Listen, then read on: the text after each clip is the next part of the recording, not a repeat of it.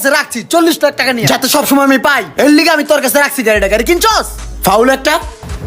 তুই কি করতে চাস? তোর কাছ থেকে আমি 40 লাখ টাকা দিয়ে গাড়ি ভাড়া নিছি। এই বেটা ফাও পেছর পাস না তো, সর, আর কাম আছে। ইমরান গিরিবিরি করিস না ইমরান, আমি কিন্তু তোর কাছ থেকে টাকা দিয়ে গাড়ি কিনছি ইমরান। ইমরান গাড়ি থামা নাহলে কিন্তু ভালো হবে না ইমরান। ইমরানের বাচ্চা 40 লাখ টাকা দিয়ে গাড়ি কিনছি, থামা কইলাম।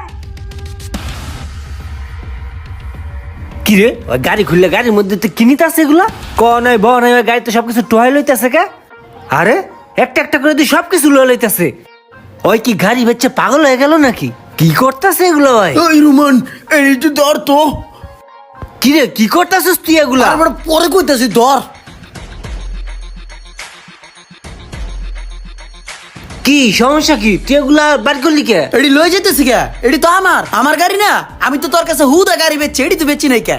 ওই বেটা আমি তোর কাছ থেকে গাড়ি কেনার সময় তো এগুলো দেখেই বেটা গাড়ি দামাদামি করছি। 40 লাখ দিয়ে গাড়ি ওই কিনছি। বেটা 40 লাখ টাকায় তুই এই